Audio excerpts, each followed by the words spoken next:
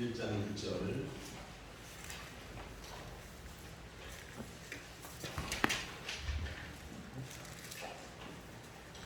창세기 1장 1절 태초에 하나님이 천지를 창조하십니다. 2장 16절로 갑니다. 여호와 하나님이 그 사람에게 명하여 이르시되 동산 각종 나무의 열매는 내가 이걸로 먹되 선악을 알게 하는 나무의 열매는 먹지 말라. 내가 먹는 날에는 반드시 죽으리라 하십니다. 아멘. 지난주까지 우리가 살펴본 대로 신앙생활이란 하나님을 알고 사랑하는 마음을 품고 하나님의 뜻을 순종해서 순종하는 신앙의 행위, 신앙의 행위. 그래서 하나님을 알고 사랑하는 신앙의 본질, 하나님 뜻을 알고 순종하는 신앙의 행위, 형식으로 신앙생활은 되어지지. 그리고 이렇게 정리하는 거 굉장히 중요합니다. 중요해요. 그래서 신앙은 항상 본질과 형식이 같이 있는 겁니다. 본질만 있어도 안 되고 형식만 있어도 안 돼요. 근데 많은 경우 보면 본질이 빠지고 형식이 남는데 그럼 형식만 남게 되면 어떻게 되나? 하나님의 뜻을 알고 순종하는 신앙의 행위가 하나님의 뜻 몇 가지만 순종하는 종교 행위로 바뀌게 되어져요. 본질이 빠져버려요. 신앙의 행위가 종교 행위로 바뀌게 되죠. 그리고 이건 결국 외식이 되는 것이죠. 외식하게 되지면 여러분 하나님 예수님께서 이 땅에 가실 때 바리새인들에 대해서 굉장히 책망하셨잖아요. 왜 책망하셨나요? 그들의 외식 때문에 하는 거 기억해야 합니다. 동시에 우리 신앙은 처음부터 끝까지 하나님 중심적인 삶입니다. 신앙생활은 하나님의 본질과 형식으로 이루어지만 또 동시에 우리 신앙은 처음부터 끝까지 하나님 중심적인 삶입니다. 오늘 창세기 1장 1절 보니까 어떻게 기록되어 있습니까? 태초에 하나님이 천지를 창조하십니다. 이렇게 선포합니다. 곧 하나님께서 누구시다는 거예요? 창조주시다 그 얘기죠. 이 얘기는 온 세상의 주인이 누구라는 얘기입니까? 하나님이라는 얘기입니다. 하나님이 온 세상의 주라 그 얘기입니다. 고로새 1장 16절 보면 하나님께서 이 세상을 왜 창조하셨는가를 말씀하고 계시는데 한번 잠깐 제가 찾아서 읽어보겠습니다. 만물이 그에게서 창조되되 하늘과 땅에서 보이는 것들과 보이지 않는 것들과 혹은 왕들이나 주권들이나 통치자들이나 원세들이나 만물이 다 그로 말미암고 그를 위하여 창조되었고. 누구를 위하여 창조되었다고 말씀합니까? 그를 위하여, 하나님을 위하여 창조되었다 이렇게 말씀합니다. 그래서 우리가 이 땅에 살아가는 동안에 우리는 하나님 중심적인 삶을 살아야 하는 것이죠. 하나님이 우리를 위해서 존재하는 것이 아니라 우리가 하나님을 위해서 존재합니다. 여러분, 이걸 하나 바로 깨닫는 것 너무너무 중요합니다. 여러분, 세상 사람들, 이방인들 한번 보십시오. 이방인들이 왜 자기네 신들을 찾고 구합니까? 어떤 사람은 알라를 찾고, 어떤 사람은 부처를 찾고, 또 나름대로 모든 신들을 찾아요. 근데 이방인들이 신들을 찾는 것은 왜 찾습니까? 자기를 위해서 찾는 거예요. 자기가 어떤 것을 계획하고 목적한 바가 있는데 그것을 자기 힘으로 이루기가 힘드니까 그것 이루게 해달라고 찾는 거예요. 자기를 위해서. 그러니까 그들에게 있어서 신은 뭡니까? 그들의 삶의 수단이에요. 근데 성경은, 기독교는 그게 아닙니다. 우리가 하나님을 위해서 존재하는 겁니다. 예. 하나님은 하나님을 위해서 우리를 빚으신 거예요. 그래서 하나님의 백성들의 삶은 하나님 중심적인 삶이 되어야 하는 것이죠. 예. 이 점을 우리는 에덴 동산에 선악과를 주신 하나님의 의도에서 볼 수 있습니다. 동산 중앙에 하나님께서 선악을 알게 하는 나무를 만드셨습니다. 이 선악과는 무엇을 뜻합니까, 여러분? 선악과를 읽었다 보면 선악과는 먼저 우리가 잘 아는 대로 인간이 하나님처럼 자유의지를 가진 존재로 지원받은 것을 보여줘요. 철학가를 따먹지 말라 했을 때 인간이 따먹을 수도 있고 따먹지 않을 수도 있잖아요. 그 인간에게 뭐가 있다는데? 자유의지가 있다는데. 인간이 하나님의 형상처럼 인격으로 지어졌다는 것을 보여줍니다. 인간이 인간답게 지어졌다는 것. 그와 동시에 선악과는 하나님의 주권적인 통치를 나타냅니다. 예. 다시 말해서 하나님께서 아담에게 에덴 동산의 모든 실과는 자유롭게 따먹되 선악과는 따먹지 말라고 하신 것은 그에게 하나님의 주권적인 통치 아래 살 것을 명령하신 것입니다. 이처럼 하나님은 처음부터 인간에게 하나님 중심적인 삶을 의도하셨어요. 그리고 우리가 하나님 중심적인 삶을 살 때에 저와 여러분의 삶 속에 하나님의 생명이 넘칠 줄 믿습니다. 여러분 평강의 삶을 살고 싶습니까? 내 삶 가운데서 정말 하나님이 주시는 평강과 기쁨을 누리고 살고 싶습니까? 하나님 중심적인 삶을 살아야 합니다. 하나님의 백성이 하나님 중심적인 삶을 떠나서 평강을 찾고 행복을 찾고 가능하지 않습니다. 그건 왜 그렇습니까? 인간을 향한 하나님의 의도가 하나님을 위해서 존재하는 것인데 그렇게 살 때에 하나님께서 함께 하시고 하나님의 은혜가 부어지기 때문인 것이죠. 그러면 하나님의 생명을 가져오는 하나님 중심적인 삶은 구체적으로 어떻게 사는 것일까요? 우리가 이 하나님 중심적인 삶을 살아야 되잖아요. 처음에 그 우리에게 보여주시고 우리가 의존자인 것을 보여주시잖아요. 하나님 창조해 주시고 하나님 중심적인 삶을 잘 이해하려면 그 삶의 세 가지 특징을 잘 아는 것이 중요합니다. 그 특징이 무엇일까요?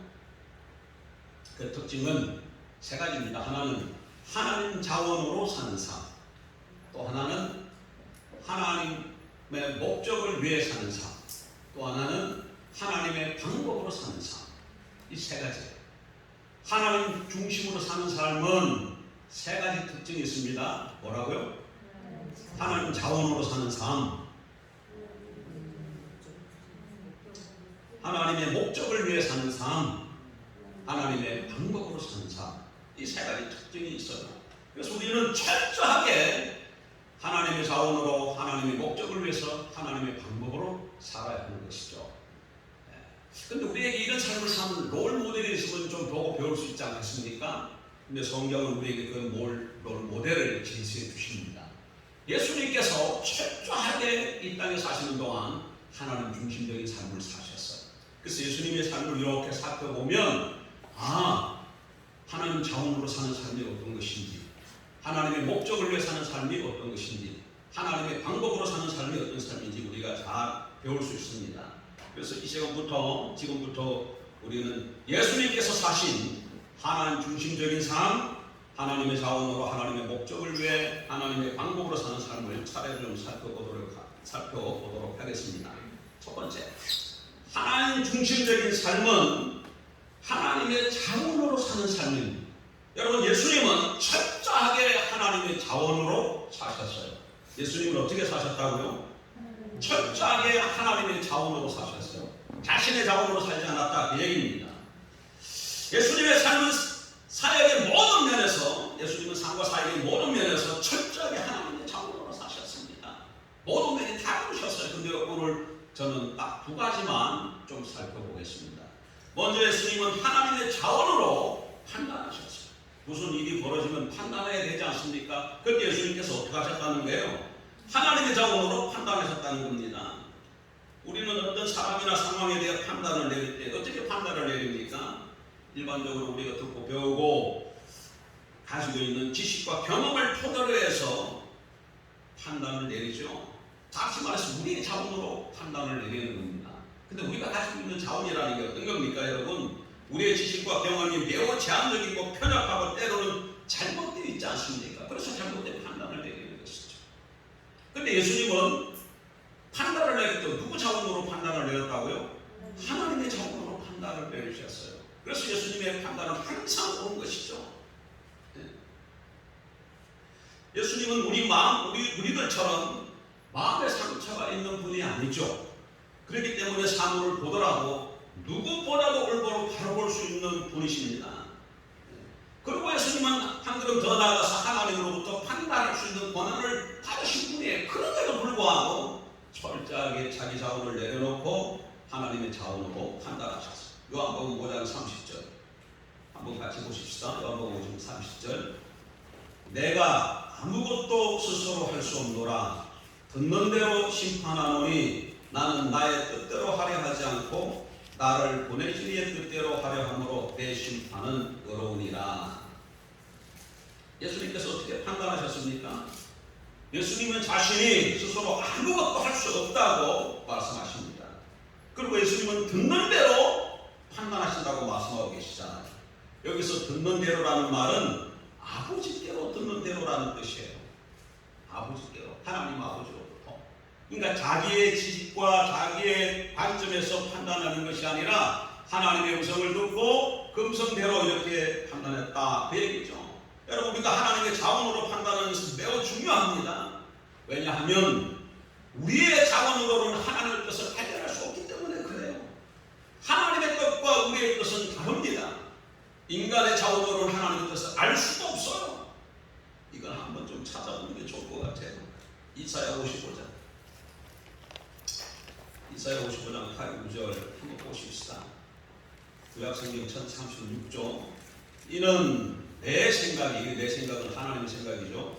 이는 내 생각이 너희의 생각과 다르며 내 길은 너의 길과 다름이니라. 여호와의 말씀이니라. 이는 하늘이 땅보다 높음 같이 내 길은 너의 길보다 높으며 내 생각은 너의 생각보다 높음이니라. 여기 보니까 하나님의 생각과 사람의 생각이 어떻다고 그래요? 하늘과 땅이 이렇게 차이되는 만큼 그렇게 다르다고 말하고 있잖아. 그래서 우리 자원으로는 하나님의 뜻을 발견할 수도 없고 하나님의 뜻을 알 수도 없는데 이렇게 예수님은 철저하게 하나님의 자원으로 판단하신 것을 우리가 알 수 있습니다. 또 번째로 예수님은 말씀을 전하는 데 있어서도 철저하게 하나님의 자원으로 하셨어요. 여러분, 요한복음 1장 1절에 뭐라고 얘기합니까? 요한복음 1장 1절 잘 아시는 말씀이죠. 태초에 말씀이 계시니라. 이 말씀이 하나님과 함께 계셨으니 이 말씀은 곧 하나님이시니라. 이 말씀이 예수님이시잖아요. 말씀이 예수님이 말씀이시잖아요. 요한복음 1장 1절은 예수님을 말씀이라고 부르고 있습니다. 예수님 말씀의 본체이신 분이에요. 그런데 이런 말씀이신 예수님께서 말씀을 전할 때 자기 입으로 전하지 않으셨다는 거예요. 지금 요한복음 펴져 있죠? 12장 좀 가보세요. 12장 49절 내가 내 자유로 말한 것이 아니요 나를 보내신 아버지께서 내가 말할 것과 이룰 것을 친히 명령하여 주셨으니. 여기 보니까 예수님이 말씀을 전할 때 아무것도 입으로 전하지 않은 것을 보여주시잖아요. 예수님은 하나님과 이 친밀한 교제 가운데서 철저하게 하나님의 인도를 따라 말씀을 전하셨습니다. 그러므로 예수님의 말씀은 곧 하나님의 말씀이 되시는 것이죠.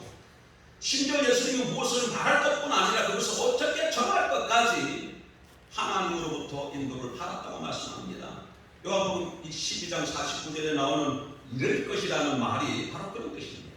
그러니까 예수님은 말씀을 전할 때 말씀을 무엇을 전할 것인지 하나님의 뜻을 듣고 말씀을 듣고 그 다음에 그것을 어떻게 전할 것인지 방법까지 하나님으로부터 들어서 행하셨다 그런 얘기예요. 이렇게 보게 되면 그러니까 예수님은 어떻게 사셨다는 거예요. 우리가 지금 두 가지 살펴봤잖아요. 예수님이 판단하시는 부분, 예수님이 말씀 전하시는 부분 봤을 때 예수님 다 어떻게 하셨다고? 철저하게 하나님의 자원으로 사셨어요. 하나님 중심적인 삶이란 이렇게 철저하게 하나님 자원으로 사는 삶입니다. 저와 여러분이 살 때 어떻게 살아야 되느냐? 내 자원으로 살면 안 된다 그 얘기예요. 누구 자원으로 살아야 된다는 거예요? 하나님의 자원으로 살아야 된다 그 얘기입니다.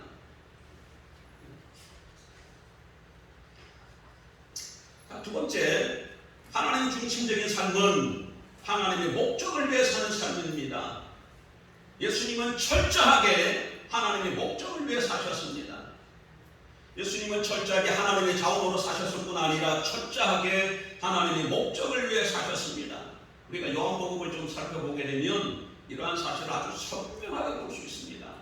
그 대표적인 성경 구절 중 하나가 요한복음 5장 30절이에요. 요한복음 5장 30절. 아까 바꾼 말씀인데 다시 한번 또 보세요. 이건 중요한 말씀입니다. 5장 30절. 내가 아무것도 스스로 할 수 없노라. 듣는 대로 심판하노니 나는 나의 뜻대로 하려 하지 않고 나를 보내신 이의 뜻대로 하려 함으로 내 심판은 어려우니라. 예수님은 나는 나를 보내신 이의 뜻대로 한다라는 표현으로 자신이 아버지의 목적을 위해 사신다는 것을 분명하게 하셨습니다. 나는 나를 보내시는 이의 뜻대로 한다. 자기 마음대로 하지 않는다. 그러니까 무슨 말이에요? 하나님의 뜻대로 한다. 그 얘기잖아. 하나님의 뜻대로 한다. 하나님이 원하시는 대로 한다. 아버지의 목적을 위해 산다. 그 말이잖아. 예.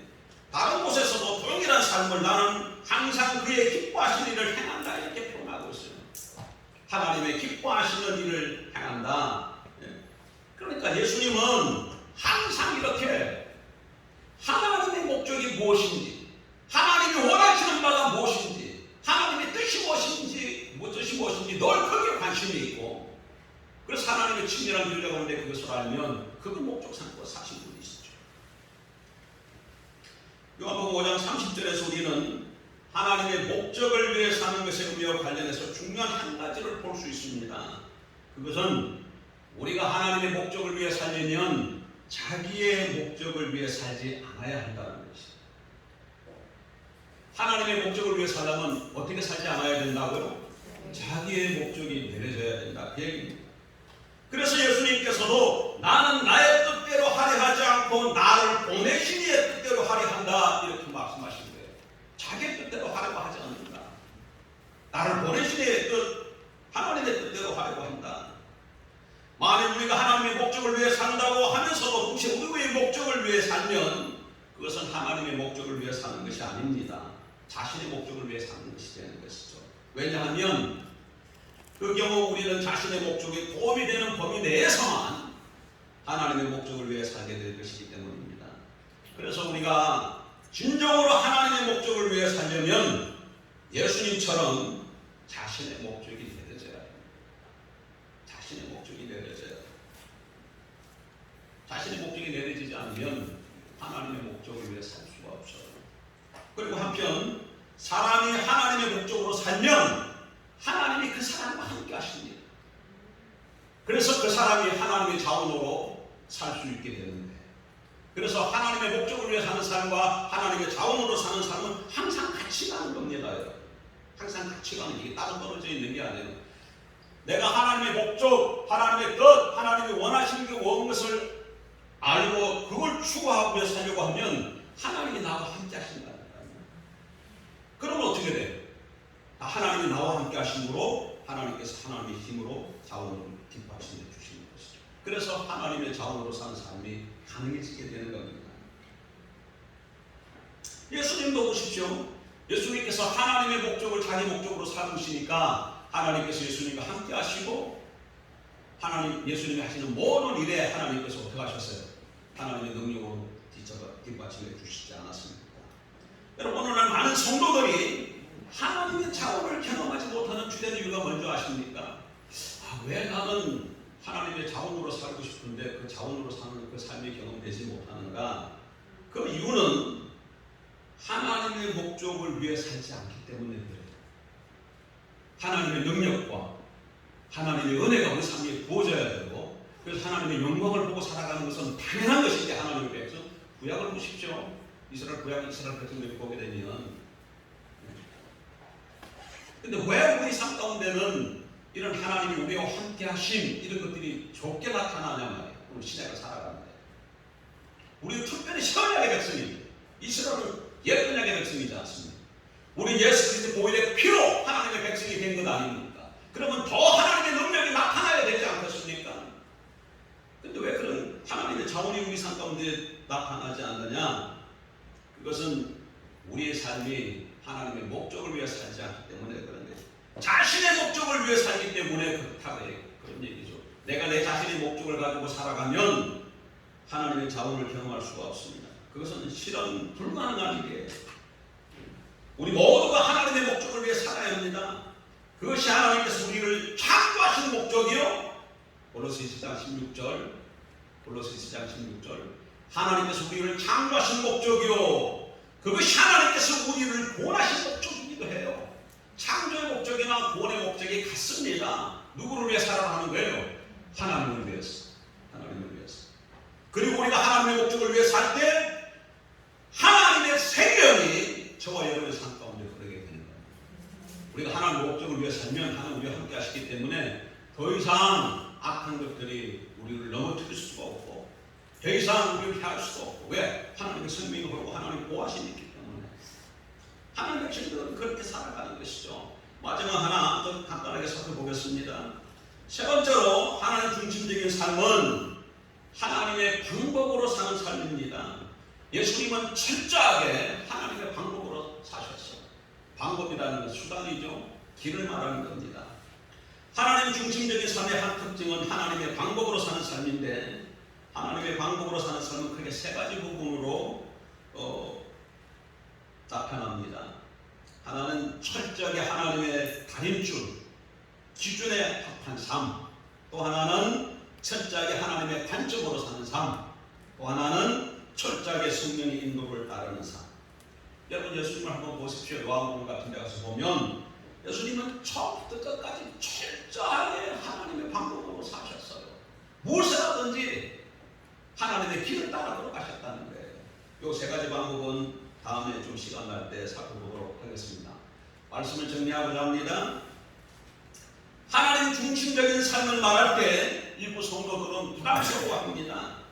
오늘날 많은 성도들의 삶에서 하나님은 그들의 삶의 목표와 목적을 위한 수단으로 전락해버렸기 때문에 그렇습니다. 왜 부담스러워한다고요? 하나님의 목적이 아니라 수단으로 변해버려요. 자기의 목적이 있고 하나님은 그 목적을 이루는 수단으로 삼기 때문에 이런 말씀이 선포되어지면 부담스러워하는 것이죠. 그러나 우리가 기억해야 할 것은 우리의 신앙은 처음부터 끝까지 하나님 중심적인 삶입니다. 오직 하나님 중심적인 삶에서만 하나님의 생명이 넘칩니다. 여러분 하나님의 생명을 경험하고 싶습니까? 진정한 하나님의 주시는 평강, 은혜, 능력, 영광을 경험하려면 하나님 중심적인 삶에 서야 돼요. 타락하기 전에 아담과 하와의 모습을 보아도 이 점을 잘 알 수 있습니다.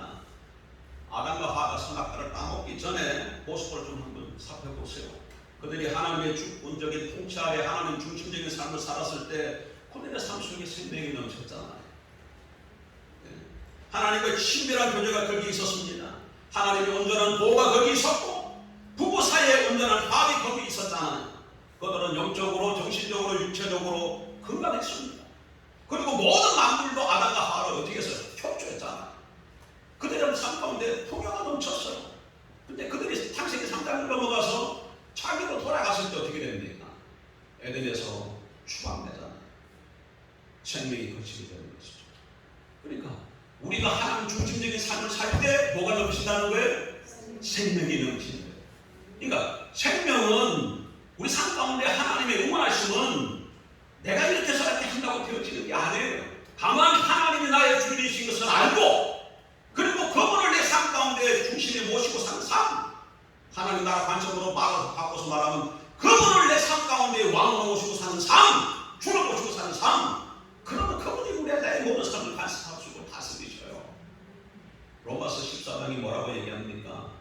하나님의 나라는 먹고 마시는 것이 아니고 오직 성령 안에서 의와 평강과 희락이라. 여러분 의와 평강과 희락이 여러분 삶에 넘치게 원하십니까? 그러면 오직 성령 안에서 예수 그리스도가 나의 주와 하나님이 되게 하셔야 합니다.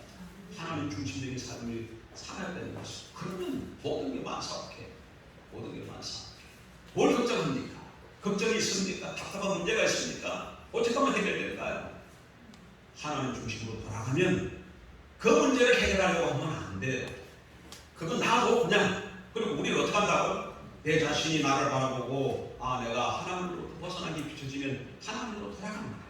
내 삶 가운데 내가 하나님을 중심으로 섭니다. 다시 말하면 예수 그리스도가 나의 삶 가운데 주와 그리스도가 되게 하면 그 문제는 자연적으로 해결되어 줄 줄 믿습니다. 하나님의 생명 가운데 살아가십시다. 하나님 중심으로 살아가는 저와 여러분들의 주님으로 축복합니다. 기도하겠습니다. 하나님 아버지, 하나님이 우리를 지으심은 하나님을 위해서 지었다는 것을 말씀해 주시니 감사합니다. 하나님이 우리를 위해서 존재하는 것이 아니라 우리가 하나님을 위해 존재하는 것을 깨닫고 앞으로 우리의 삶이 하나님의 중심의 삶으로 바뀌길 원합니다. 하나님의 자원으로 하나님의 목적과 뜻을 위해서 하나님의 방법으로 살아가는 저들에게 도와주시고 이 삶을 감당할 수 있도록 성령이여 충만히 역사하여 주옵소서.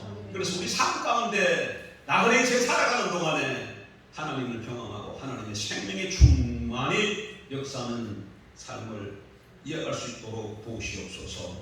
예수님의 이름으로 기도합니다. 아멘.